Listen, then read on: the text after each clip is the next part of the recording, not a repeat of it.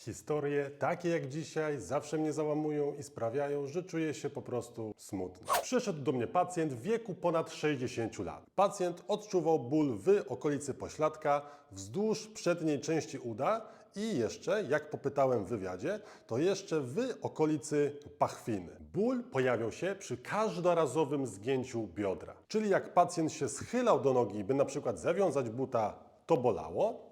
I jak przyciągał nogę do siebie, to też bolało. Dodatkowo ból pojawiał się podczas dłuższego i szybszego chodzenia, jak również przy siedzeniu. Ból utrzymuje się przez około 2 lata, ale specjalnie w niczym nie przeszkadza, oprócz w tym szybszym chodzeniu. Pacjent był zrobić RTG i tam mu wyszły bardzo duże zmiany zwyrodnieniowe w biodrze, które go bolało. I potem pacjent przyszedł do mnie, żeby zapytać, czy coś można z tym zrobić. Wykonałem kilka testów i też potem Wam pokażę, w jaki sposób można sobie samemu zbadać biodro. I w tych testach wyszła bardzo mocno ograniczona ruchomość biodra, którego boli, ponieważ tam zgięcia było maksymalnie 90 stopni, wyprostu też delikatnie brakowało, a obie rotacje biodra łącznie wynosiło około 40 stopni, podczas gdy powinno być tego znacznie więcej. I nie dość, że testy wykazały zmniejszoną ruchomość, to jeszcze podczas badania tej ruchomości bolało go biodro w miejscach, które mi wskazał wcześniej. Zaleciłem pacjentowi, żeby się udał do dobrego ortopedy,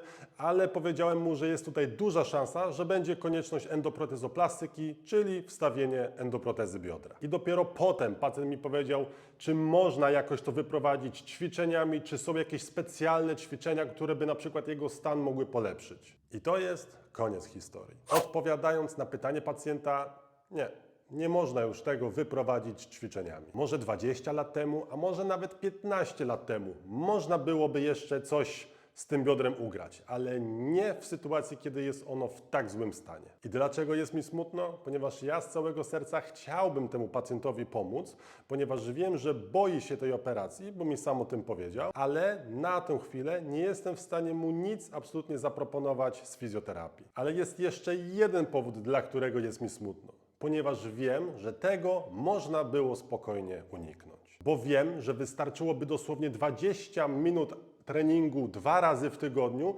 żeby do tej sytuacji prawdopodobnie nie dopuścić. I też wiem, że nieważne, ile ja bym gadał o tym w gabinecie, ile ja bym o tym gadał tutaj na YouTubie, to i tak będą osoby, które nie wezmą sobie tego do serca i takie sytuacje będą się powtarzać. To jest historia tego konkretnego pacjenta, który zainspirował mnie do tego filmu, ale gwarantuję, że takich historii, dokładnie takich historii jest znacznie więcej. Potem jest zdziwienie, potem jest strach, a nieraz panika i szukanie innego rozpoznania, innej diagnozy niż tej, którą już postawiło kilku ortopedów, że być może nie trzeba wcale tego stawu wymienić, żeby ten ból minął. Ale często niestety oszukujemy samych siebie. A ten proces trwa naście albo nieraz i kilkadziesiąt lat. Dlatego można mu zapobiec. Takie są główne skutki ciągłego siedzenia, nadwagi, otyłości i braku ruchu. Ale nie mówię tutaj tylko, że ktoś robi 8000 kroków dziennie i to mu wystarczy za ruch, ponieważ biodro ma znacznie większe możliwości ruchu niż tylko podczas spaceru. A to jest wynikiem braku obszernej stymulacji biodra, braku przysiadów, braku dużych zgięć, wyprostów, rotacji, czyli tych wszystkich ruchów, które stymulują biodro. A pacjent dodatkowo palił papierosy, co dodatkowo zaburzało mu ukrwienie w obrębie stawu i nie tylko, co mogło mu potęgować te zmiany zwyrodnieniowe. I pewnie zapytacie, ale skoro te ograniczenia w ruchomości były tak duże, a ten proces trwa podobno te naście albo kilkadziesiąt lat, to czemu pacjent nie zorientował się szybciej? I odpowiedź tutaj jest banalnie prosta, ponieważ tacy pacjenci nie wiedzą, że mają te ograniczenia ruchomości w biodrach, ponieważ nie używają bioder w takich zakresach. Ponieważ jeśli ktoś używa tylko bioder do chodzenia, gdzie zakres ruchu bioder jest bardzo mały, albo tylko przy siedzeniu, gdzie ten zakres zgięcia właśnie wynosi około te 90 stopni, to on nie będzie wiedział, że on tego zakresu nie ma. A jeśli biodra są używane tylko w tak wąskim zakresie ruchu, to ten dodatkowy ruch, który my powinniśmy mieć, on będzie stopniowo zanikał. Albo innymi słowy, ktoś nie używając bioder w tych zakresach, on nie będzie wiedział, że ich nie ma. Ale też dlatego, że my nie do końca zdajemy sobie sprawę, jak bardzo biodro może się poruszać. Dlatego gorąca prośba ode mnie, żebyś w tej chwili wstała i zbadamy razem Twoje biodra. Pierwsza część będzie wykonana w leżeniu, a druga bardziej funkcjonalnie. I od razu jak się położysz na plecach, i to może być na przykład na kanapie, na łóżku czy na podłodze, to od razu jak się położysz, zwróć uwagę, czy na przykład Twoje kolana stykają się z ziemią. Tak? A mianowicie chodzi o to, czy na przykład jedno z Twoich kolan nie jest ustawione w takiej pozycji, kiedy jesteś zupełnie rozluźniona. Jeśli masz problem, żeby to wizualnie ocenić, to możesz włożyć swoje ręce pod kolana i zobaczyć, jaka jest odległość pomiędzy kolanem a ziemią. Czy te odległości są równe. Bo jeśli na przykład leżysz sobie swobodnie, a jedna z Twoich nóg właśnie wygląda w ten sposób, to możesz już mieć problem z zakresem wyprostu biodra. Tak? Można to jeszcze zbadać w inny sposób, ale to jest takie podstawowe, żeby zobaczyć, czy w pozycji swobodnej ten wyprost biodra jest. I to jest pierwsza rzecz. Druga rzecz jest taka, żeby zbadać zgięcie.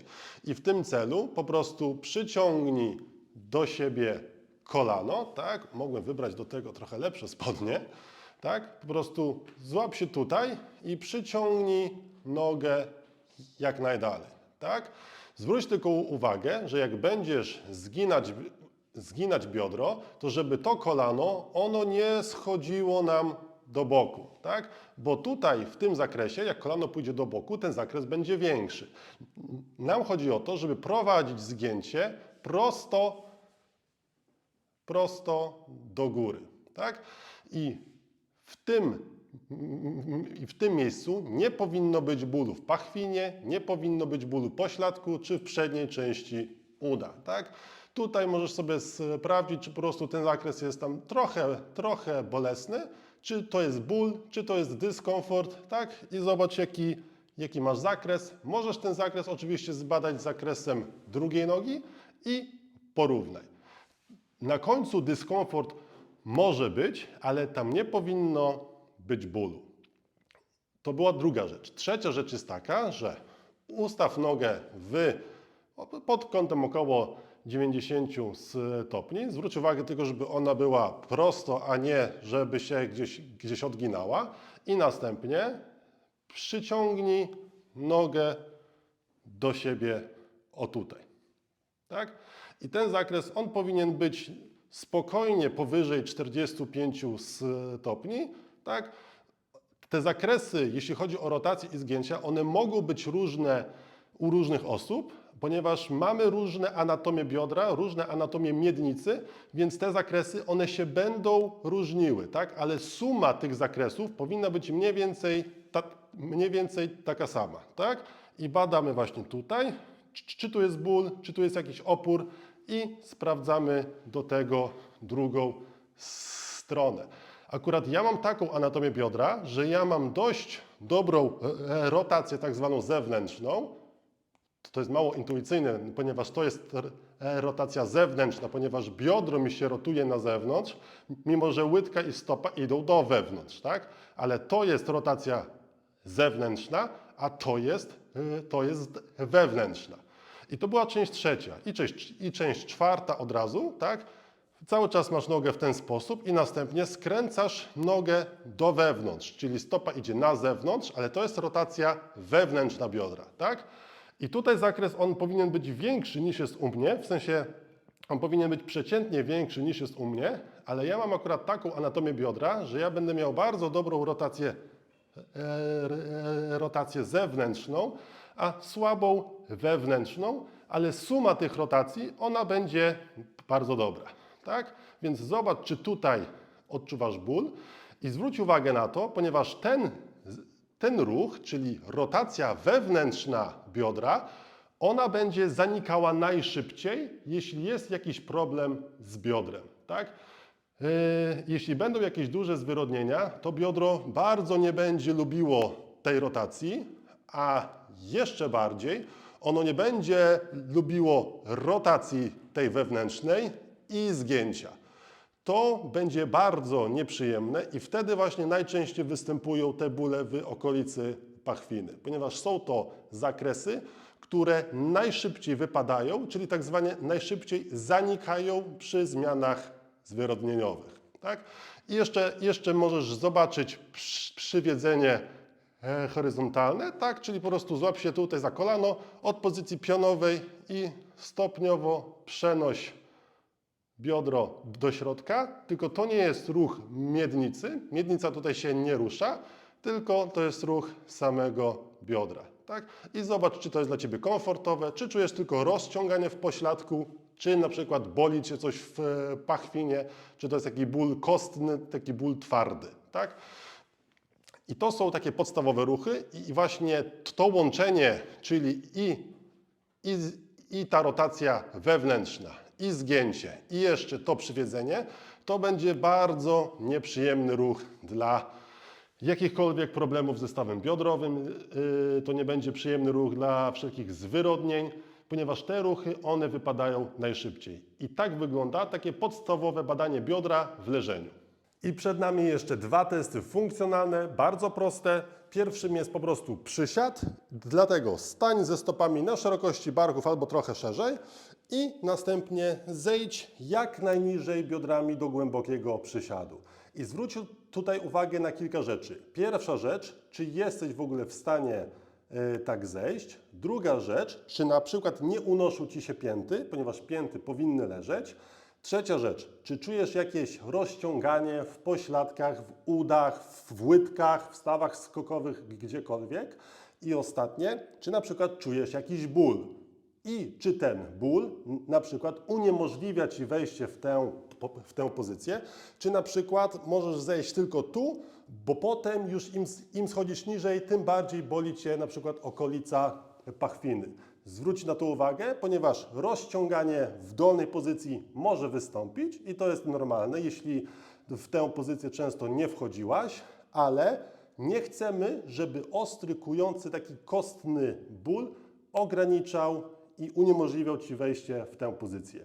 Jeśli tak jest, no to jest to dla nas pewna ważna informacja i pewien sygnał ostrzegawczy. I drugie ćwiczenie, też bardzo proste, usiądź na ziemi albo na łóżku, tutaj się podeprzyj rękoma z tyłu, stopy masz stosunkowo szeroko i następnie przełóż oba kolana na jedną ze stron, tak jakbyś chciała położyć kolana na ziemi. Tak? Zobacz, gdzie czujesz największy, czy to jest ból, czy rozciąganie, napięcie. Wróć i zrób to samo w drugą stronę. I tak samo zwróć uwagę na zakres, ból, dyskomfort i tak dalej. I czy jest różnica między jedną a drugą stroną.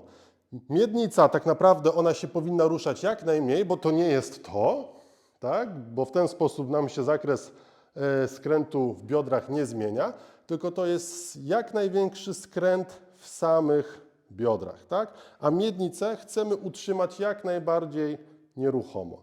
Ona się ruszy trochę, ale to nie ma być docelowo ćwiczenie, gdzie miednica się rusza. Sprawdź tutaj, tak? Ja tutaj czuję duże rozciągnięcie, jeśli chodzi o to lewe biodro, bo ja rotację wewnętrzną w tej lewej nodze mam gorszą, tak? Więc ja czuję to rozciąganie, ale to nie jest ból. Tak? I tak samo w drugą, idź w drugą, tu już jest lepiej i tutaj tak samo czuję tylko rozciąganie w tym miejscu, bo ta rotacja wewnętrzna u mnie słabo wypada i zobacz, jak to wygląda u Ciebie i daj mi znać w komentarzu. Super, jeśli udało Ci się to zrobić w tej chwili, ponieważ teraz wiesz już znacznie więcej o swoich biodrach. I jeśli czułaś podczas tego testu jakiś ból, dyskomfort, szczególnie w przedniej części pachwiny, czy w części pośladka, czy w przedniej części uda, czy jeśli zakres właśnie nie był taki, jaki gdzieś tam pokazywałem, czy mówiłem na filmie, to udaj się koniecznie do dobrego ortopedy albo fizjoterapeuty, który profesjonalnie zbada Ci zakresy ruchu w Twoich biodrach i zacznij działać z tym teraz, kiedy być może jeszcze da się coś z tym zrobić. Dziękuję za obejrzenie filmu, upewnij się, że zasubskrybowałeś kanał i też nie zapomnij zobaczyć innych filmów, które są dostępne na kanale dotyczące Twojego zdrowia.